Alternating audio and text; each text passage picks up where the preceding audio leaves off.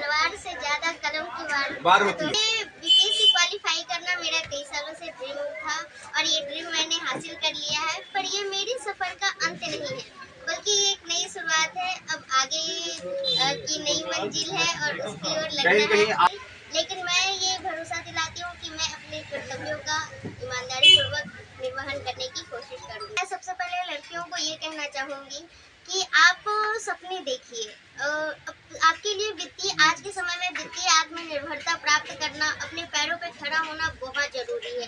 तो आप उसके लिए सपने देखिए, उसके लिए काम कीजिए, भले ही वो काम छोटा हो बड़ा हो, पर आप उसके लिए लगिए। दुनिया क्या कहती है इस पर आप बिल्कुल पीछे ये वेलकम टू होम है और देख सकते हैं। कंग्रेचुलेसन श्वेता, सिलेक्शन 7वीं बीपीएससी और इनका पद जो है डिस्ट्रिक्ट ऑडिट ऑफिसर के रूप में हुआ है।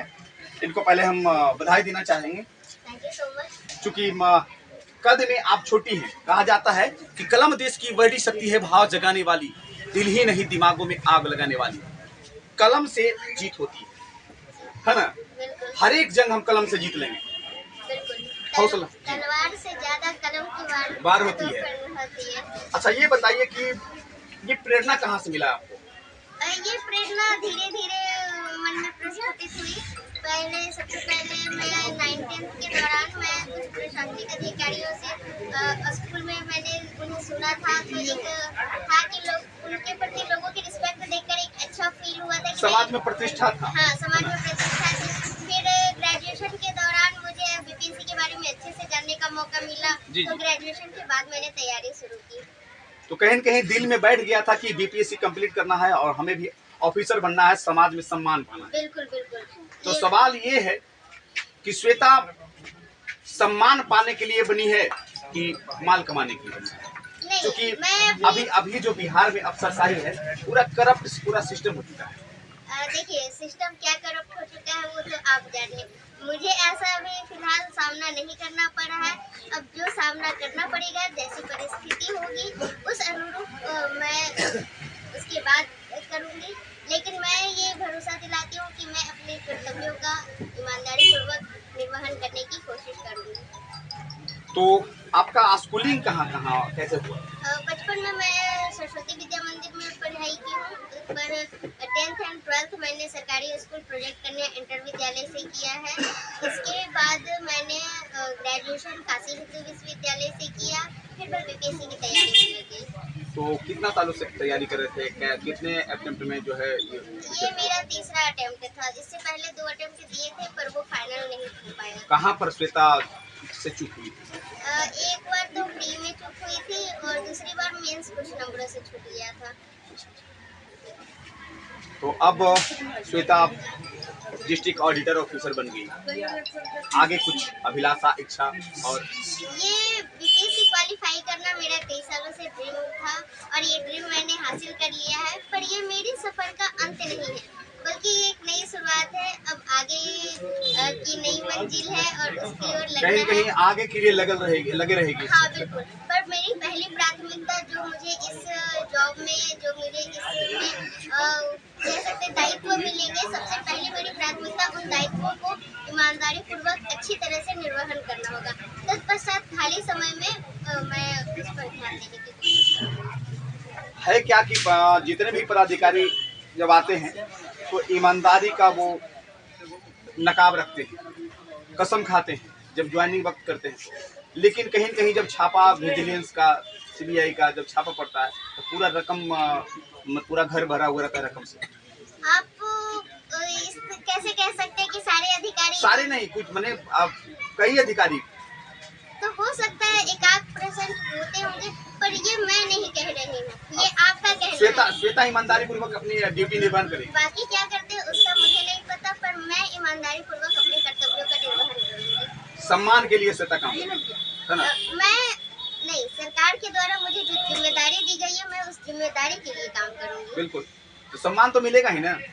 हाँ बिल्कुल। अगर आप सही काम करते हैं, चाहे वो एक पत्रकार हो, चाहे वो एक ऑफिसर हो या कोई भी हो, अगर वो अपनी ईमानदारी पूर्वक अपने दायित्वों को काम करते और उन्हें सम्मान मिलता है, तो ये अच्छी बात है। अक्सर बेटियों को जो है सामाजिक जो चाल ढाल है उसमें बांध कर रखा जाता है। बेटियों को पूरी जो आज़ादी लड़के को मिलता है उस प्रकार से नहीं मिलता है। कैसे देखते हैं? बिल्कुल। समाज में मैंने देखा है अपने दोस्तों को, अपने आसपास की लड़कियों को कि ये चीज़ होता है, लेकिन इसके लिए मैं अपने मम्मी पापा को थैंक्स कहना चाहूँगी कि उन्होंने बचपन से ही कभी मुझे इस तरह ट्रीट नहीं हुआ। मतलब मैं कह सकती हूँ कि कोई भी काम मुझे केवल इसलिए करने से नहीं रोका गया कि क्योंकि तुम एक लड़की हो। नहीं, उन्होंने कभी नहीं भेदभाव किया। बिल्कुल उन्होंने मौके दिए कि तुम जो चाहो कर सकती हो, और उनका ही मनोबल था, उनका ही सपोर्ट था, वो ही पिलर के रूप में थे, जिसके कारण मेरा आत्मविश्वास कई सारी चुनौतियों के बाद भी बना रहा और मैं आज आपके सामने बैठी हूँ। आप ऑडिटर बन गई हैं, क्या मैसेज देना चाहती हैं लड़कियों को, उन लड़कियों को और उन पिता को जो अभी जो समाज में परिवेश में जो जी रहे हैं लोग, चल रहा है कि लड़कियों कहीं न कहीं गलत रास्ते पर चल जाती हैं, जब छूट मिलता है तो गलत रास्ते पर चलते हैं, जहाँ जाना चाहिए वहाँ नहीं जाती है ना? और कई माने मानसिकता के पिता होते हैं कि बच्चों को घर में ही कैद करके रखते हैं। क्या कहना चाहिए? मैं सबसे पहले लड़कियों को ये कहना चाहूँगी कि आप सपने देखिए। आपके लिए आज के समय में वित्तीय आत्मनिर्भरता प्राप्त करना, अपने पैरों पे खड़ा होना बहुत ज़रूरी है। तो आप उसके लिए सपने देखिए, उसके लिए काम कीजिए, भले ही वो काम छोटा हो बड़ा हो, पर आप उसके लिए लगिए। दुनिया क्या कहती है इस पर आप बिल्कुल ध्यान ना दें। और मैं उनके माता पिता से कहना चाहूँगी कि अपने बच्चों को बिना किसी भेदभाव के, लड़का लड़की होने के भेदभाव के, सभी बच्चों को पूरी शिक्षा दें और आगे बढ़ने का मौका दें, क्योंकि समाज तभी बदलेगा जब समाज में शिक्षा आएगी। बिल्कुल। तो आप पदाधिकारी बन गए हैं, कैसा लग रहा है? खुशी का माहौल आपका पूरा घर में? बहुत अच्छा लग रहा है। ये मेरा सपना सच हुआ है, जिस सपने को मैं कई साल से जी रही थी, जिस सपने के लिए मैंने काफ़ी सारे त्याग किए थे, मैं घर जल्दी नहीं आ पाती थी, तो बहुत ही खुशी मिल रही है। ऐसा लग रहा है कि वो सारे त्याग, वो सारी तपस्या सफल हो गई। कहाँ तैयारी की थी? पहले तो मैंने सेल्फ स्टडी की थी, कुछ दिन घर पर भी रही। कोरोना के दौरान पूरे घर पे भी रही हूँ। पर प्री के कुछ वक्त पहले मैं पटना में शिफ्ट हो गई थी। माता पिता की तरफ से पूरा सहयोग मिला, क्योंकि हाँ। एक कपड़े की दुकान चलाते हैं छोटा सा, उसके बाद एक बीपीएससी स्टूडेंट के लिए मैंने इतना बड़ी चुनौती है ना, खर्च वर्च वहन करना। जी बिल्कुल। मैं 4 बहनें हूँ और सारा खर्च दुकान से होता है, तो मैं समझ सकती हूँ कि पापा पे जिम्मेदारियाँ बहुत होंगी। पर पापा ने कभी भी, उनके पास जो भी उपलब्ध संसाधन थे उससे उन्होंने बेस्ट करने की कोशिश की, बेस्ट देने की कोशिश की। कभी भी मतलब ऐसा नहीं हुआ कि मैंने कहा हो और उनसे संभव हो और उन्होंने ना किया हो। तो उनका सपोर्ट काफ़ी रहा। जो भी उपलब्ध संसाधन थे उस आधार पर ही, संसाधन कम थे तो कम ही सही, पर उन्होंने अपना बेस्ट दिया।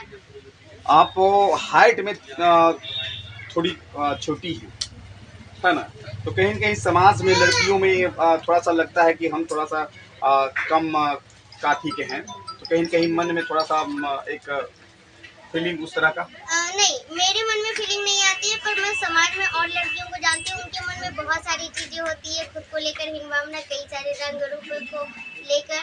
इसके लिए मैं अपने मम्मी पापा का थैंक्स कहना चाहूँगी कि उन्होंने मतलब कह सकते हैं कि बचपन से ही कभी उस तरह की फीलिंग आने ही नहीं दी। हमेशा ये समझाया कि तुम जो हो बहुत सही हो, परफेक्ट हो, हर कोई अपने आप में यूनिक होता है, तुम भी यूनिक हो, इसमें अलग क्या है। क्योंकि गॉड का सिग्नेचर है, साक्षात गॉड का दिया हुआ वरदान है, तो जो परमात्मा ने बना के जो दिए हैं तो वो तो बदल नहीं सकते। बिल्कुल, ये था कि पापा ने शुरू से कहा था कि ये तो मतलब इसमें तुम कुछ नहीं कर सकती। तुम किस में कर सकती हो? तुम अपने शिक्षा में बेहतर कर सकती हो। जो तुम्हारे हाथ, जो ईश्वर के हाथ में है उसे ईश्वर पे छोड़ दो, और जो तुम्हारे हाथ में तुम्हारी मेहनत है, तुम्हारे हाथ में तुम्हारे सपने हैं, तुम्हारे हाथ में तुम्हारी लगन है और तुम्हारा मंजिल पाने का जुनून है। बिल्कुल। तो तुम उसमें काम करो, तो तुम्हारे हाथ में, तुम उसमें काम करो, बिल्कुल सफलता तो मिलेगी। बिल्कुल ये श्वेता डिस्ट्रिक्ट ऑडिटर ऑफिसर बनी है। लड़कियों के लिए एक मैसेज है, जो भी देख रहे हैं माता पिता और खासकर बिहार की बेटियां, तो इनसे कम से कम प्रेरणा लेने की आवश्यकता है और समाज में बदलाव करने की आवश्यकता है। कहा जाता है प्रकृति डरकर झुकती नहीं, कभी भाग्य के बल से सदा हारती वह मनुष्य के उद्यम से सर्वल है। यदि परिश्रम कीजिएगा तो सफलता एक न एक दिन आपके कदम चूमेगी, और श्वेता ने कर दिखलाया वो जो एक बेटी को करना चाहिए। आप देख रहे थे मैगर टाइम्स। कैसा लगा वीडियो? इस वीडियो को ज़्यादा से ज़्यादा शेयर करेंगे, अपनी प्रतिक्रिया कमेंट बॉक्स में जरूर देंगे। धन्यवाद।